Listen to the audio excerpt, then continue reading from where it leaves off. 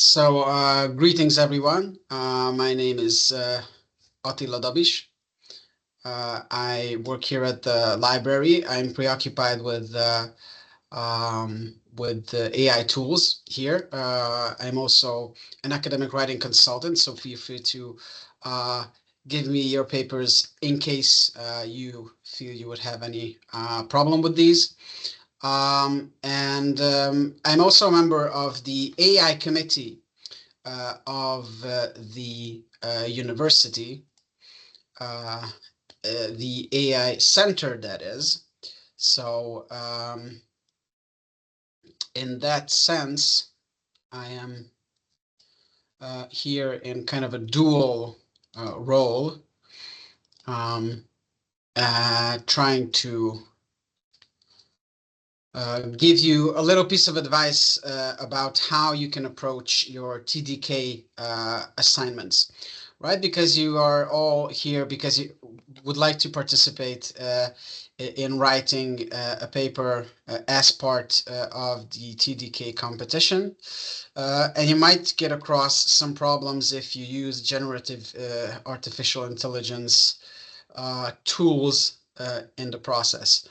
So what I would like to do now is to share some very simple tools with you, basically some of which is not even going to be AI related, right? So because there are already very good opportunities within Microsoft Word in itself.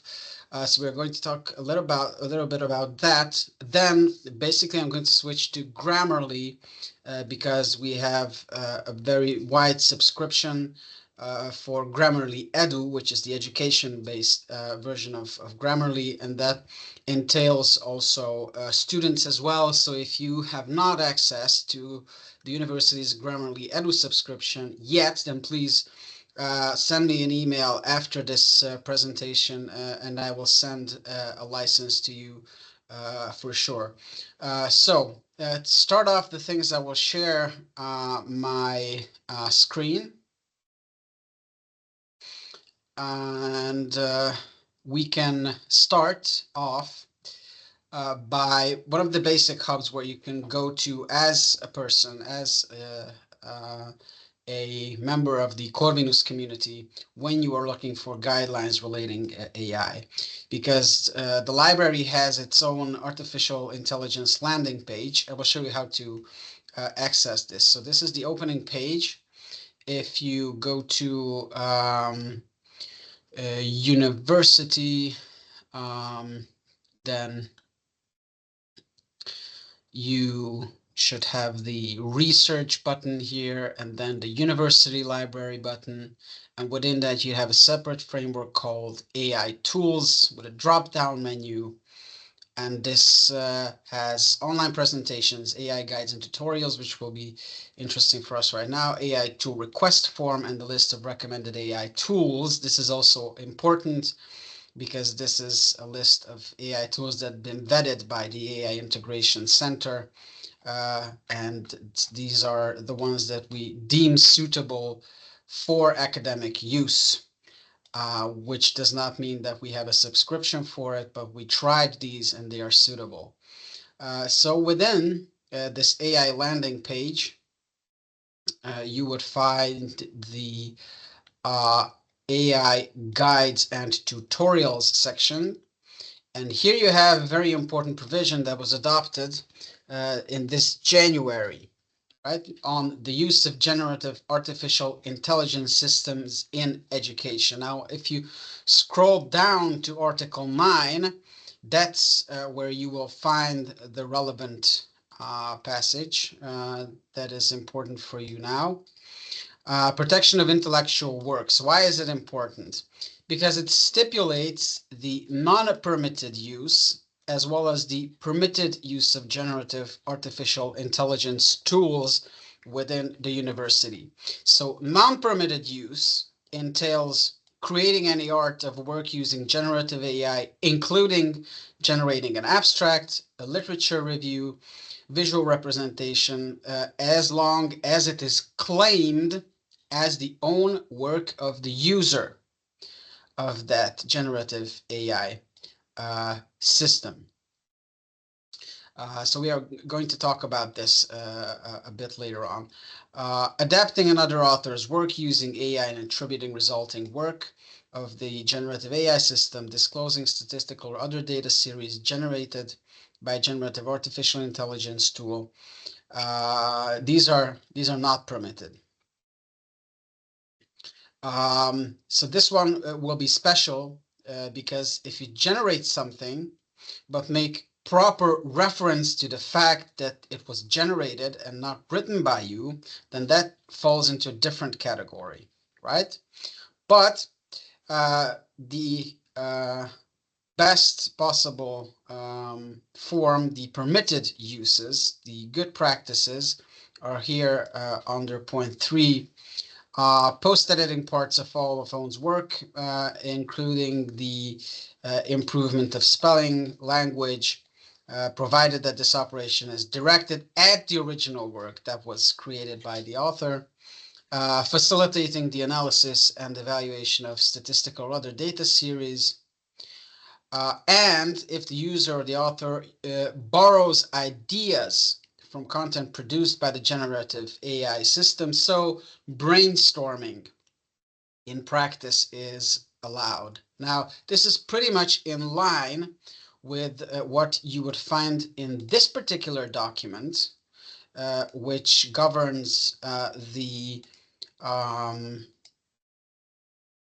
legal framework of the Scientific Student Conference, because this stipulates in Article 4.1/B that the use of artificial intelligence is only allowed for minor subtasks in writing of the paper. For example, literature search, mapping of specific topics, brainstorming, grammar and grammatical correctness. I will switch this off. You may not submit as your own work material that is partly or entirely the output of one or more AI tool. Right? So this is the problematic part. Authors must declare in an appendix which tool was used to produce the paper. I will show you specific examples of how you can do that in the paper, and for what purpose was it used. In the scientific committee can demonstrate that the original text or research output of the thesis is to significant extent a product of AI.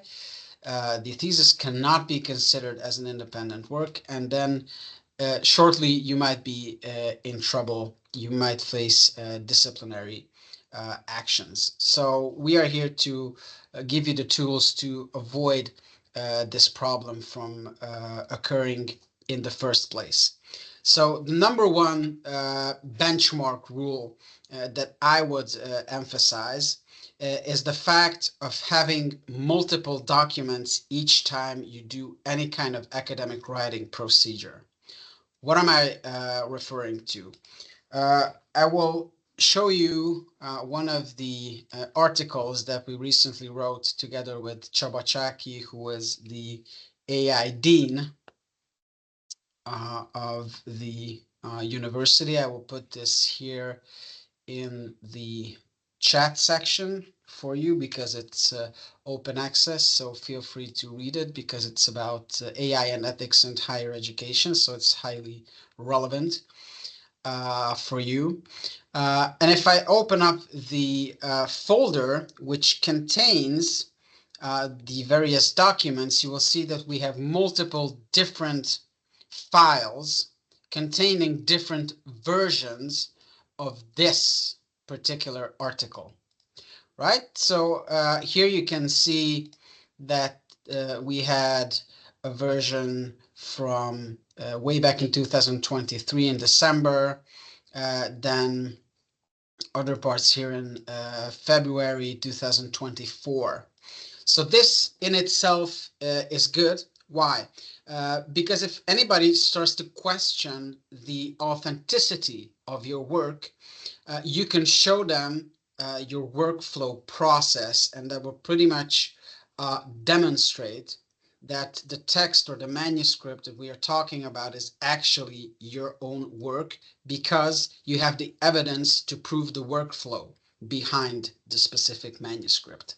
Another thing that you can do, and this is why it is also good, again, to have different documents, there's a very neat function within Word, which is called comparing documents, right? So you can compare two different documents and it will show the changes that you made. How can you do that? So you click to Véleményezés in Hungarian, which is review in the English version of Office. Then you click here to compare, right? And then this pops up. And here you can select a source document and a modified document. So this will be the benchmark document that you would like to use. And we will then use this one because this is from December 2023. So I will open up this one here and then put up a newer one, like this one, February 16th. And I want to make a comparison of these two particular documents. So just simply click OK. And what happens is this. You get this here in the middle, which is the comparative document. So you see the original document here on top, the altered or modified document from February below, and here is a comparison document which you are also able to save as a separate document. So this is good because, as you can see, so just to demonstrate to you how this works in practice, you can see that if you make changes, for example, if you delete something, like we totally rewrote the title of the paper, then you would get these strikeout images, right? So the ones that that are signaled with a strike through are parts that were deleted from the later version, and the ones that are underlined are parts that we inserted as part of the writing process. So it's really good because you can just scroll down, you can see that it pretty much goes simultaneously, so you can double check what was changed. And if you don't want to scroll in the main document, you have just the changes here at the sidebar. And you can just feel free to scroll down, maybe click on it, and then it will show a specific part that was changed. So this is in itself a very good opportunity for you to showcase how you actually reached your conclusion as part of a writing process. Okay, so that's really important. And now let's go to Grammarly options, okay? So a relatively new tool within Grammarly is called Grammarly Authorship.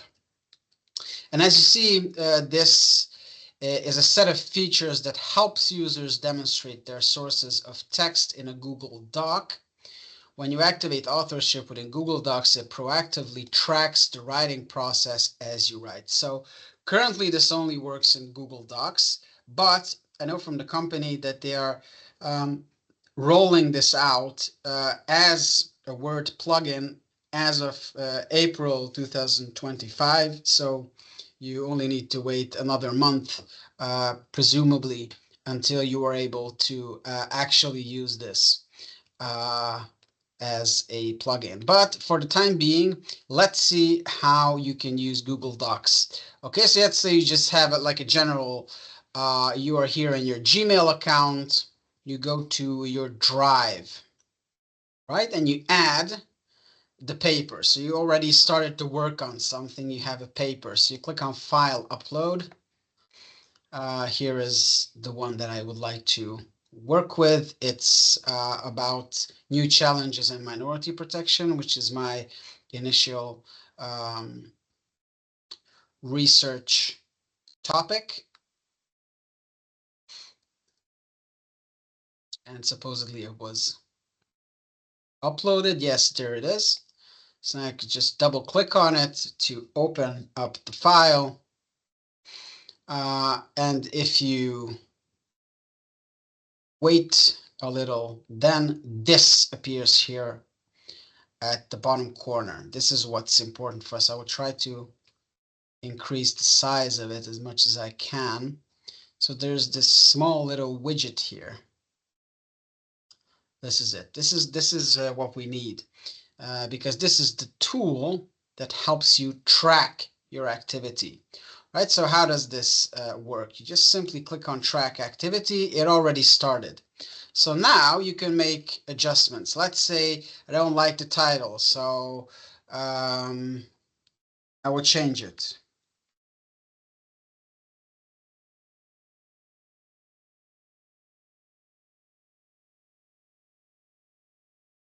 All right, introduction. I don't like the first paragraph, so I'll just delete it. Okay, done. Grammarly already suggests some changes. Let's hit these. Right, and you start doing you know the usual things that you do with your document when you're going it through. You have something that is already pretty much ready in terms of content, and you just simply want to update it. So once you're finished, you click Stop Tracking and click See Report. So what happens now is that Grammarly generates a report on the changes that you made on this particular document. So as you can see, you will see origin unknown because, well, actually you opened up a new, or you inserted a document. So if you open up a fresh document and start writing directly in it, then this will be recognized here as 100% origin. But here is typed by human 3%, rephrased by Grammarly 2% with spelling and grammar corrections, right? So this is something that you can check here. Open for more details. Typed by a human, you can see that the user typed this text directly into the document. So it's all recorded. Time spent on reviewing the document here, it was less than 1 minute. The editing session started at this hour and finished at this hour. So it's all here. And what's even better is that you can even replay it like it was a video. Right, so you can see what we did. First, we updated the title.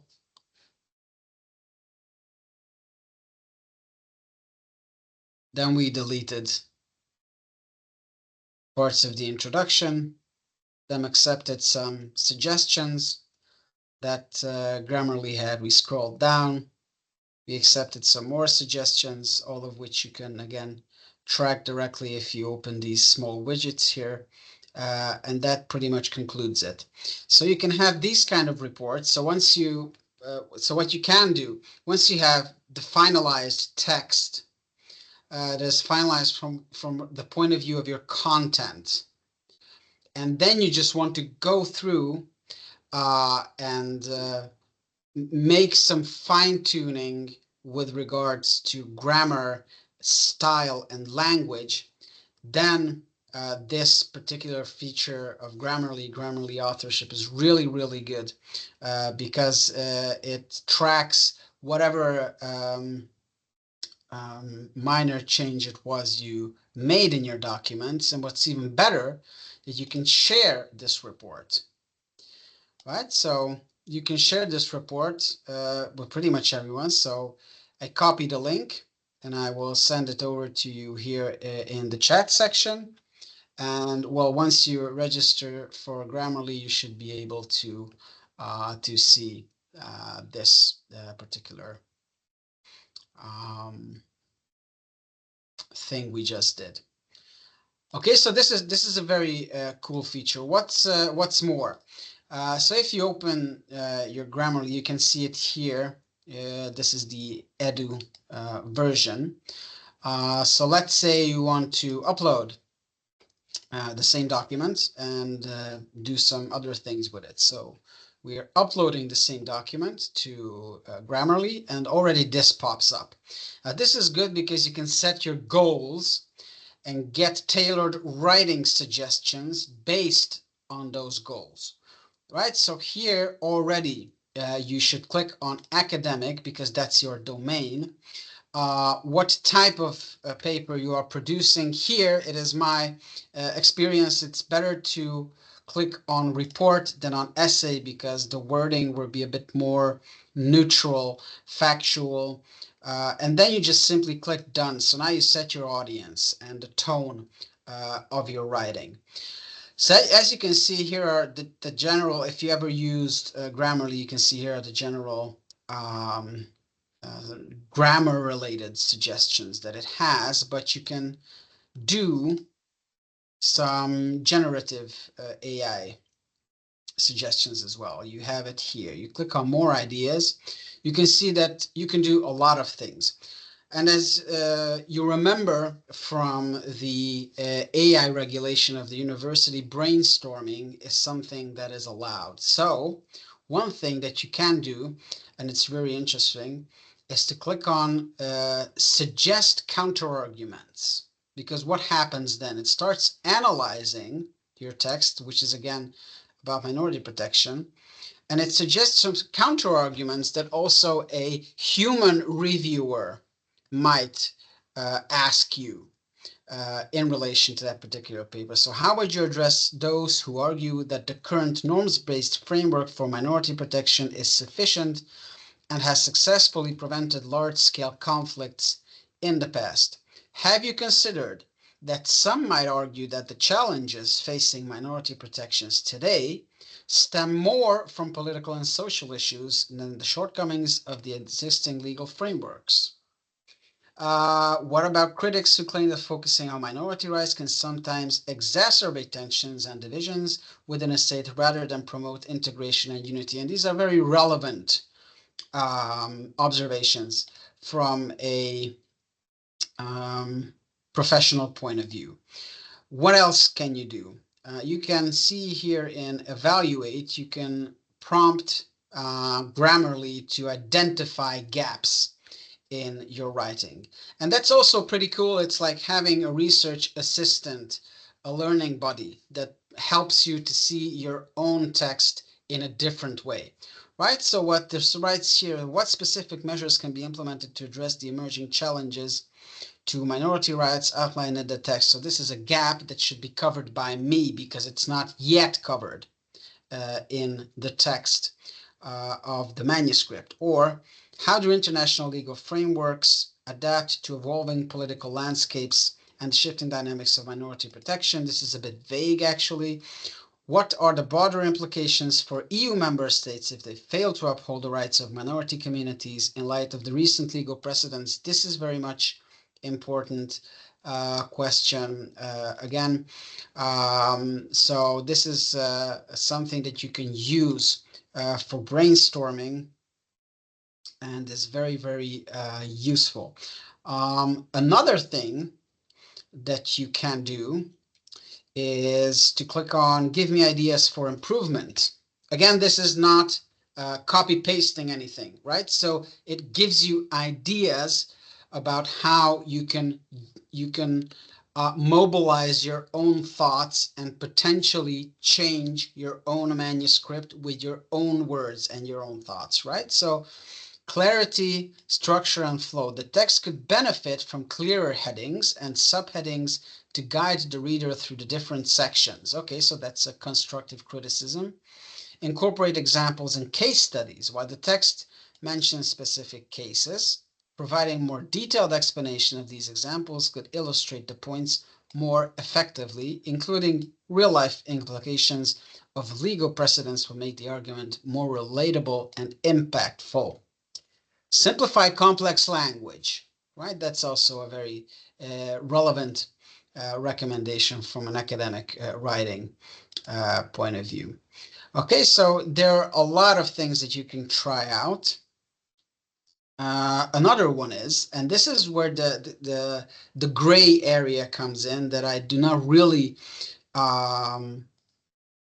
recommend you to embark on. But if you do, you need to be able to properly monitor how you are inserting anything that is generated by a generative AI tool. Because what you can do is you say that, okay, I want to make an introduction should grab the attention as well. Okay, but let's say I'm not really good at that part of the writing, so I will tell Grammarly change the first two sentences to grab the attention of the reader. Right, so this is a prompt we give.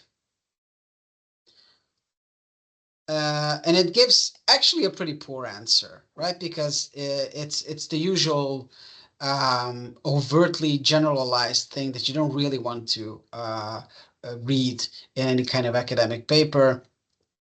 In an increasingly interconnected world, the protection of minority rights stands as both a fundamental human right and a significant challenge to global peace and stability, total commonplace. As the century unfolds, the original framework established in the wake of... I won't even read it because this is just a bunch of commonplace, so it's not good enough. Nonetheless, if you chose that you want to insert this, then this is not the best choice. So this might get you in trouble already because it's not your own text, right? So what you need to do is, sorry. So we insert it, and what you should do if you choose to do this, well, first of all, you should, even if you get these kind of paraphrasings, you should keep it to a bare minimum. And do not accept it usually as it just pops out. But if you do, and you do insert it, and you do not change it, then you need to cite it because it is not your own writing, right? So you must click on Get Grammarly GenAI in-text citation, right? And I click on Insert, and then you see that the APA in-text citation was created. Then another thing you can do, acknowledge Grammarly GenAI use. So we use Grammarly for this particular text, so we should acknowledge that we used it. This is also in the TDK documents that we showed earlier. So if you click on this, then you would get the following disclaimer that you should put at the end of your documents. During this writing process, Grammarly generated responses to the following AI prompts. Suggest counterarguments, identify any gaps, give me ideas for improvement. Prompts I wrote, change the first two sentences to grab the attention of the reader, right? And this is something that you should insert at the end, right? Not here, but at the end of the paper, right? So, and that way it is properly and transparently visible in your text that this is not something you wrote. But this is also not something that anybody would recommend you to do, because nobody would like to see these kind of things in an academic paper. So I would also recommend you to try to cut the generative AI use to a minimum.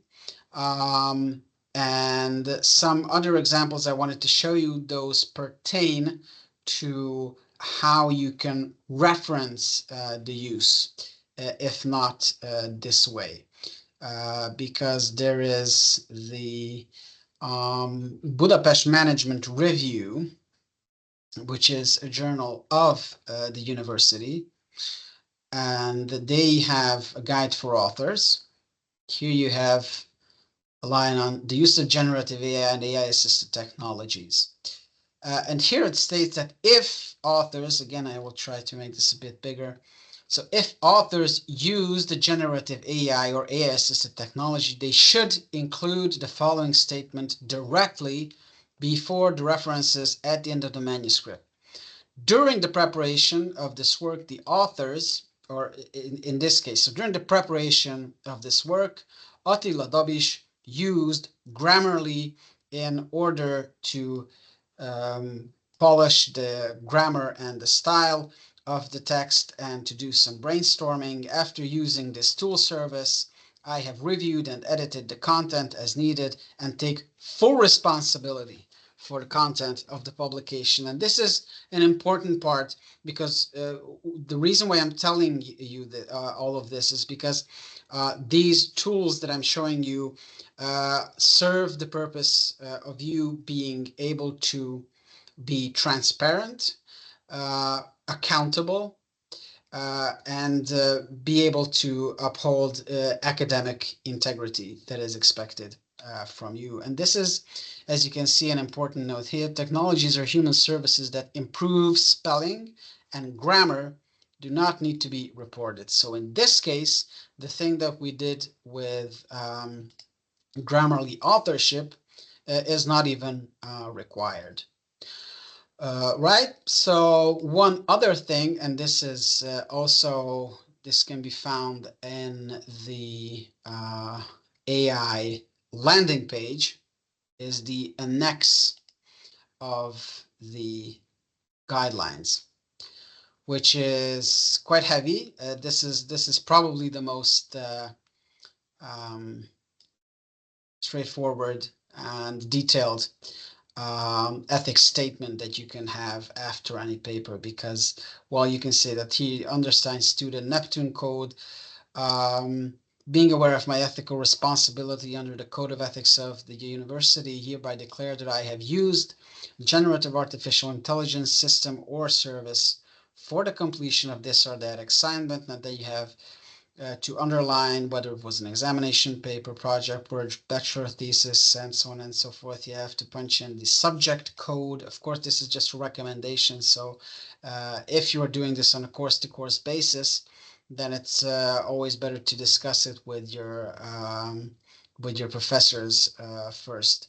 But as you can see also here, you have to specify that I have used generative AI-based system for research and selecting literature, preliminary analysis, writing, developing, testing, stylistic and grammatical improvement, and so on and so forth, and then date and signature, right? So it's not that easy to be properly documented, to have properly documented generative AI use. So the takeaway is that you are very much encouraged to use generative AI to improve your grammar and your style. You are very much encouraged to use generative AI for brainstorming purposes, but please do not generate larger chunk of texts that you would then insert into your paper unreferenced, wanting to pass it as your own, because that would amount to unethical conduct, which could bring a lot of trouble and certain disciplinary actions against you, right? So I know that this is a bit complicated, but so far we have been talking about the good examples. So to show you the bad example, by contrast, I just found this particular ad via Facebook. And this is probably the worst, one of the worst possible examples I found about generative AI use. So I cannot underline it enough. Please, if you see these kind of fraudulent scams, do not use these kind of services, do not pay for these kind of services, because they are unethical, and also they do not work, because I tried it. There is a downloadable example term paper here, which is they claim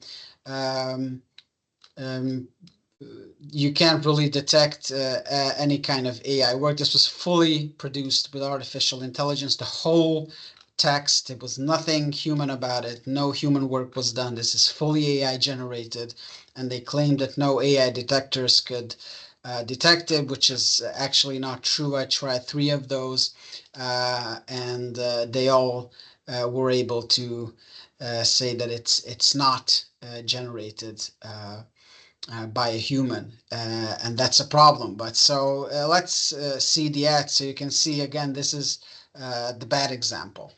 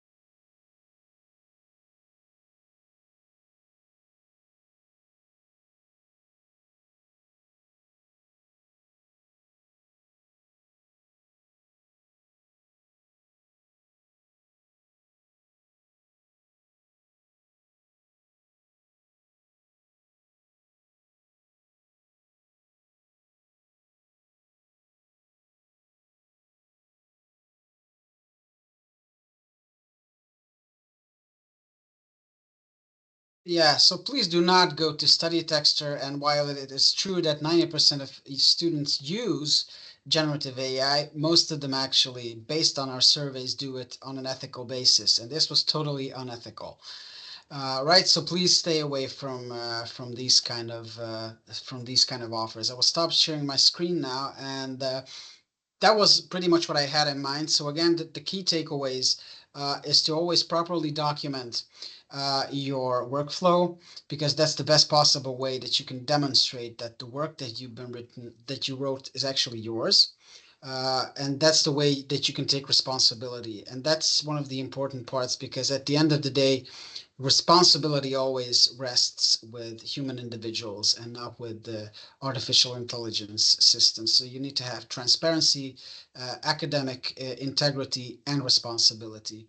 And these few tools will help you to reach that goal. So with that, I give the floor to you in case you have any questions.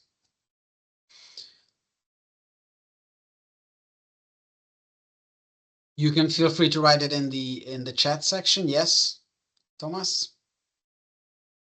Hello. Hi. I have a question. The presentation was great. Can you hear me properly? Yeah, I can hear you perfectly. Thanks. Okay, thank you. So the presentation was very good and useful. I will write you an email regarding Grammarly because I don't have access to that yet. However, I have a question because you also mentioned it and I've seen it in the regulations and the statement that we are also supposed to declare if we used AI for search. Is that like, for example, I use the perplexity that I'm doing research on this and this, and it suggests me some academic papers, and I read them, I analyze them, I do all the work. Should I include in the statement in the beginning that yes, I used perplexity for searching academic articles or for example connected papers, and there are other tools that are used only for search. So because I've seen that in the statement at the end. So that's my question. So where was it that you actually seen it? So can you give me the specific source so I can respond? It was in that one, annex 1, and it said that So you are talking about student. the AI regulation of the universities. Yes, yes, yes. And I tried to read it. I'm a slow reader, but I think it was there that used AI, and one of those options was research of papers or something. If you can share it again, maybe I misread, but Yeah, well, let's try to figure that out because this is an important question. So I will try to share my screen again. So so here's the regulation. What should I type in? Research or browsing? Because or yeah, what was it was the in the Annex 1. If you can go to the annex, it I was in think I the saw annex. it there. Yes. It was in the annex, you say. Yes, yes, yes. The declaration of the student, that I, student, insert name, and so on and so on. And there Yeah, was a here it list. is. Yeah. Yes. Uh, for example, researching and selecting literature systems name version. Okay. So I just try to read it as fast as possible, but maybe I misunderstood. But it's, researching and selecting literature. So I understand it as a system, for example, Perplexity, that I write a topic and it suggests me literature, but I am the one who does the processing of the literature. So I don't know whether it is covering that as well or not. Yeah. Yeah. So again, so this is a model ethics statement. That doesn't mean that it applies to every specific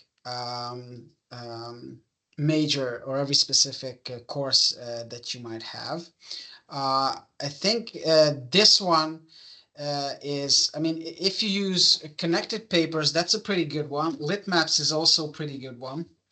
And you can just make like a disclaimer at the end of your paper that you used these. So, for example, I mean, and this is a work in progress. So, for example, I have been asked to function as reviewer for various journals, and even there, I was asked to put a disclaimer at the end of the review that for performing the review, I did not use any kind of generative AI systems, even though, I mean, it comes down to how you define the term generative AI system, because I would agree that Perplexity is not a generative AI system. It's a competitor of Google, right? So it doesn't really count as a generative AI system, which means that you do not need to refer to it, right? So that would be my approach to the topic, because Perplexity, it's a search engine. It's not a generative AI tool per se. So that I can see the difficulties, and this is why this is a relevant question, and it boils down pretty much on a case-to-case basis, as long as we don't even have like a proper framework of what we mean under the terminology of generative AI. But yeah, so this was indeed a relevant question. If we are not talking just about the TDK, but generally, I would highly recommend you to discuss this topic and the use of generative AI with your professors, because we made a survey, the university made a survey among students and professors alike, and we know for a fact that there are very different approaches and very different sentiments. And we were trying to find some kind of common ground, but it's extremely difficult. We don't want to be unnecessarily rigorous. You cannot ban generative AI use in any university is just impossible. First of all, because I mean, and not just because it's the future per se, but also because we would like to produce, people who stand their ground later on in the work market. So, and for that, it would be increasingly important for our students to have a very good sound AI literacy. So it doesn't make any sense to conceal you from using these.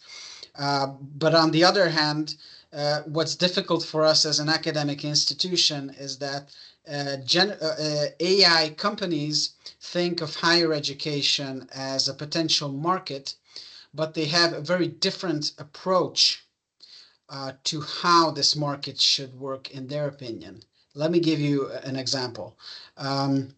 The buzzword, one of the buzzwords in these companies is co-creation, right? If you use Copilot Pro, for example, you can even if you open a blank Word page, it already wants to do something with it. If you open a blank Outlook message platform, it already wants to write something for you, summarize something for you, translate something for you. It wants to do something with your text, because as far as the company is concerned, co-creation is the direction that they want to go, which in our point of view is of course problematic, because what we are trying to do is we need to be able to separate what's human and what is AI generated, right? And so this is a continuously evolving legal and ethical group of cluster of problems, and so this is where we are with this currently. So again, the only thing I can recommend is to use these tools. Use Perplexity. I use Perplexity more than I use Google because it gives more accurate answers. But if there is a journal that you want to publish and they require you to put that in a disclaimer that you use Perplexity, then do it. And that's that.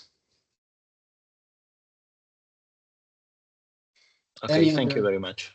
Okay, and then I'm looking forward to your email so I can grant you the Grammarly license. Any other questions at all? If not, then I thank you for your attention. And the offer that I said to Thomas also goes out again to all of you. Feel free to send me emails so I can grant you the licenses. And I really think that Grammarly will be a great tool that will assist you in your writing. And stay ethical with your writing, and responsible and transparent. That's the main takeaway here. Thanks for being here. Bye. Thank you very much. Have a nice evening. Bye. You too.